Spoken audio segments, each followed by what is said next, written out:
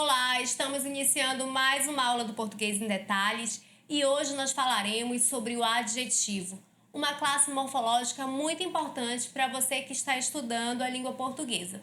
Eu sou a professora Adriane Leonardo e se você ainda não é inscrito no nosso canal, aproveite e inscreva-se para acompanhar todas as nossas aulas. O adjetivo, embora seja uma classe gramatical aparentemente muito fácil de ser estudada na morfologia, no campo da sintaxe, essa classe exige muita atenção, porque ela vai exercer várias funções sintáticas. Também é importante ficar atento aos valores semânticos do adjetivo, pois dependendo do contexto ou do seu posicionamento, ele pode mudar de sentido.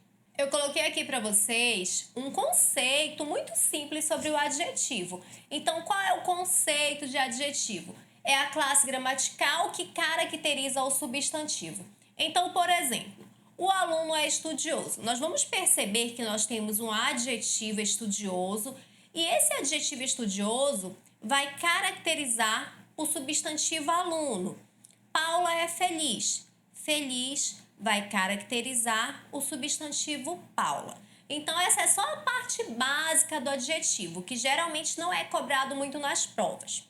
É importante, então, aprofundarmos esses estudos para que nós possamos compreender os outros aspectos acerca do adjetivo. Então, nós vamos ver que esse adjetivo vai expressar características que podem ser positivas ou negativas, e essas características vão expressar algo sobre o substantivo, mas não somente sobre o substantivo, mas também sobre uma palavra substantivada, uma outra classe gramatical que exerça a função de substantivo. Vale lembrar que o adjetivo também é um determinante do substantivo. Nós já tivemos uma aula sobre este assunto aqui no canal. É só clicar aqui no card para que você possa acompanhar e entender melhor essa parte. Ou seja, o adjetivo determina também o substantivo, concordando com ele em gênero e número ali na regra geral.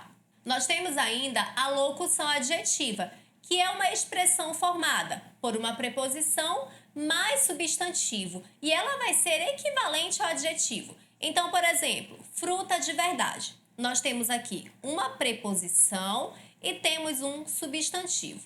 De verdade caracteriza o substantivo fruta, ou seja, de verdade é uma locução adjetiva.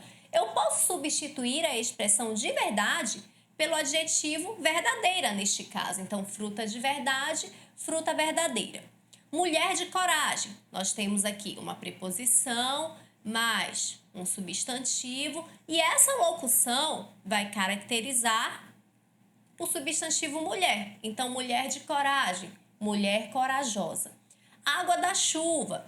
Temos aqui preposição mais substantivo. A junção dessa preposição mais o substantivo, isso formará uma expressão que vai caracterizar a água neste caso. Então, água da chuva, água pluvial. Não confundam pluvial com fluvial. Essa questão aí nós vamos trabalhar em outras aulas, tá? Então, observem. Neste caso, nós substituímos as locuções adjetivas por adjetivos, mas nem sempre isso vai acontecer. Eu só coloquei aqui todos esses exemplos com substituições para fins didáticos. Nós vamos observar que existem casos em que as locuções adjetivas não serão correspondentes a um adjetivo específico. Como eu falei no início, lá no campo da sintaxe, o adjetivo possui algumas funções sintáticas e isso dá uma complexidade a essa classe. Como nós estamos estudando aqui a parte morfológica, eu vou apenas citar essas funções sintáticas e lá na aula de sintaxe nós falaremos especificamente sobre cada uma dessas funções. Quais são as funções que o adjetivo exerce? Nós temos a função de adjunta nominal, a função de predicativo do sujeito e a função de predicativo do objeto. Quanto à classificação e à formação dos adjetivos, nós vamos ter a seguinte subdivisão. O adjetivo poderá ser primitivo, derivado, simples, composto ou gentílico. O adjetivo primitivo é aquele que não se origina de nenhuma outra palavra. Então, por exemplo, a caneta é azul, nós temos aqui o adjetivo azul e essa palavra é uma palavra primitiva. Já o adjetivo derivado é aquele que vai se originar de uma outra palavra já existente. A caneta é azulada, então nós temos aqui o adjetivo azulada, que é uma palavra que deriva da palavra azul. O adjetivo também pode ser simples, então em caneta azul, o adjetivo é simples porque ele é formado a partir de um radical apenas, ou seja, tem apenas uma palavra. Percebam que a palavra azul, ao mesmo tempo, é um adjetivo primitivo, quando eu levo em consideração essa origem a partir de uma palavra ou não, e ao mesmo tempo, a palavra azul é também um adjetivo simples, quando eu estou falando aí da sua estrutura. O adjetivo também pode ser composto, olho castanho claro. Então aqui o adjetivo castanho claro é um adjetivo composto porque ele é formado a partir de duas palavras, ou seja, a formação dele é a partir de dois radicais. E o adjetivo também pode ser pátrio ou gentílico, por exemplo, povo brasileiro. Aqui nosso adjetivo brasileiro. Como o adjetivo faz parte das classes variáveis, é claro que ele vai se flexionar. Então, nós teremos a seguinte flexão do adjetivo. Eles podem ser flexionados em gênero, número e grau. Alguns autores defendem que a variação em grau não significa uma flexão dentro da língua portuguesa. Porém, para a norma da gramática brasileira, nós consideramos sim essa flexão. Então, quando nós falamos de gênero, nós estamos falando de masculino e feminino. Quanto aos adjetivos, nós vamos ver a seguinte divisão. Eles podem ser biformes, ou seja, uma forma para o masculino e uma forma para o feminino, e eles também podem ser uniformes, tendo apenas uma forma tanto para o masculino quanto para o feminino. Como, por exemplo, a palavra amoroso e a palavra amorosa. Nós vamos empregar esses adjetivos de acordo com o gênero do substantivo. Então, menino amoroso, menina amorosa. Diferentemente dos adjetivos uniformes, em que eu terei apenas uma forma, tanto para o masculino quanto para o feminino. Por exemplo, a palavra feliz. Menino feliz, menina feliz. Inteligente, menino inteligente, menina inteligente. Percebam que esses adjetivos uniformes não variam na sua estrutura. O adjetivo também se flexiona em grau, porém tem sido cada vez menos frequente a abordagem dessa parte do adjetivo dentro das provas. Entretanto, é claro que ainda existem algumas bancas que trabalham com essa especificidade. Então, quando nós falamos de grau, nós vamos falar do grau comparativo e do grau superlativo. O grau comparativo vai ser aquele que compara qualidades entre dois ou mais seres. Então, ele vai estabelecer uma ideia de igualdade, de inferioridade ou de superioridade. De igualdade, por exemplo, ele é tão estudioso quanto Maria. Então, nós vamos ter aqui tão quanto. Percebam que essas qualidades estão sendo estabelecidas entre Maria e ele. De inferioridade, ele é menos estudioso que Maria. Então, nós temos aqui menos que. E de superioridade, ele é mais estudioso que Maria. Temos mais que. Então, no grau comparativo, como o próprio nome já diz, nós vamos ter essa comparação entre as qualidades dos seres. O grau superlativo intensifica as características atribuídas aos substantivos e ele pode ser dividido em absoluto e relativo. No superlativo absoluto, nós temos ainda uma subdivisão em sintético e analítico. Percebam, João é inteligentíssimo.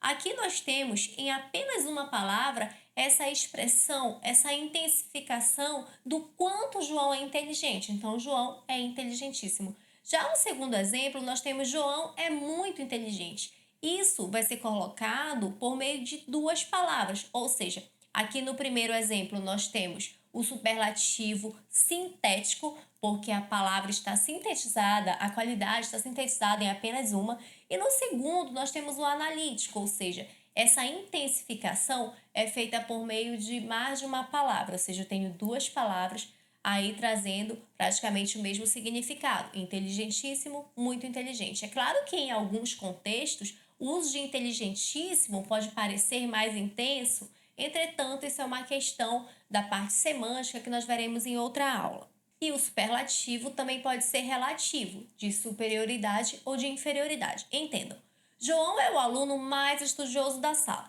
Quando eu digo que ele é o mais estudioso da sala, isso é relativo. Esse mais estudioso é relativo, porque ele pode ser o mais estudioso da sala, mas Talvez ele não seja o mais estudioso da cidade. Então, essa intensidade, essa intensificação, ela é relativa. João é o aluno menos estudioso da sala, então ela pode ser de superioridade ou de inferioridade.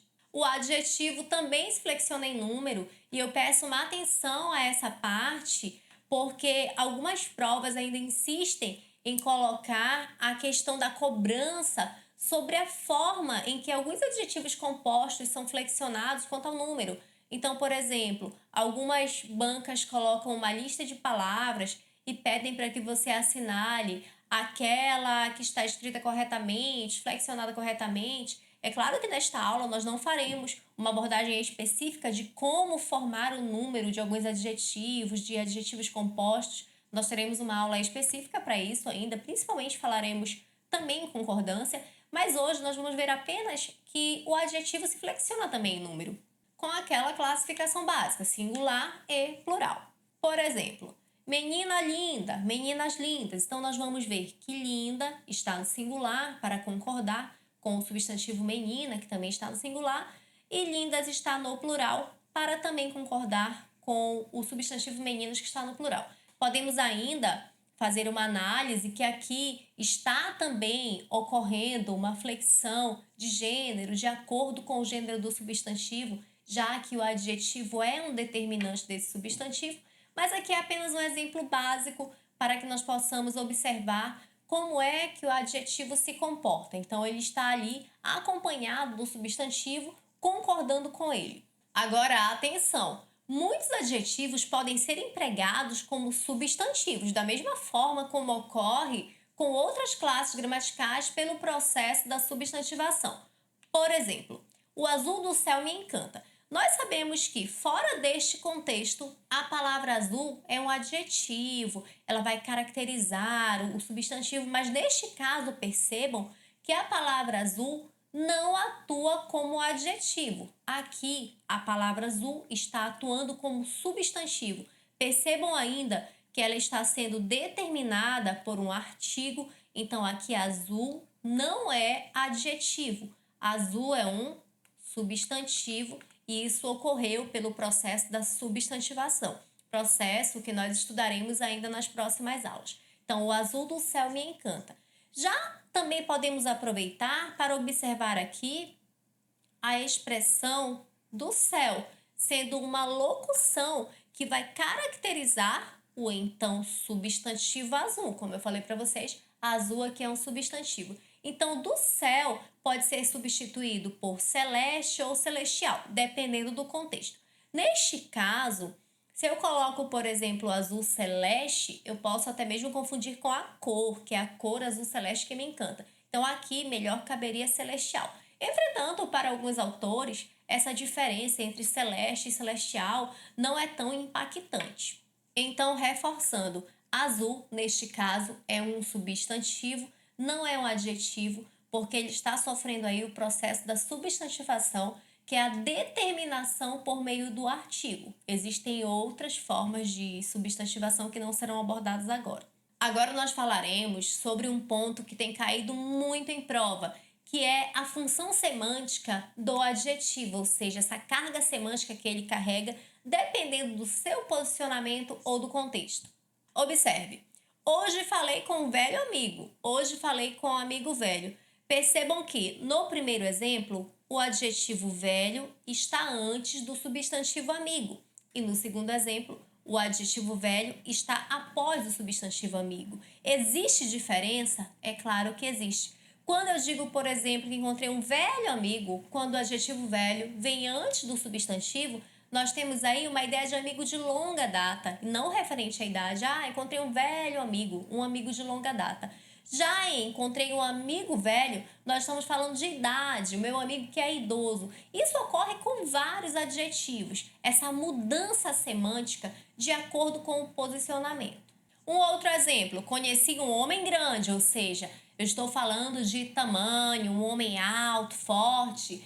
Conheci um grande homem. Aí, neste caso, não estou falando de tamanho, de estatura, de ser forte, nada disso. Quando eu digo que eu conheci um grande homem, eu estou falando do caráter, da idoneidade desse homem. Vale lembrar que isso não ocorre com todos os adjetivos. É importante também ressaltar que o adjetivo pode ter o seu valor modificado de acordo com o contexto. Então, por exemplo, o adjetivo lindo, que geralmente tem uma conotação positiva. Dependendo do contexto escrito ou até mesmo da entonação, esse valor pode ser modificado.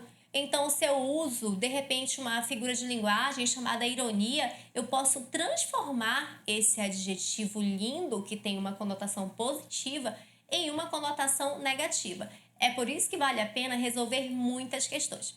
E se você quer aprender um pouco mais sobre as outras classes gramaticais, é importante que você acompanhe nossas aulas. Se ainda não é inscrito no nosso canal, inscreva-se e se gostou deste vídeo, curta e compartilhe com os amigos. Até mais!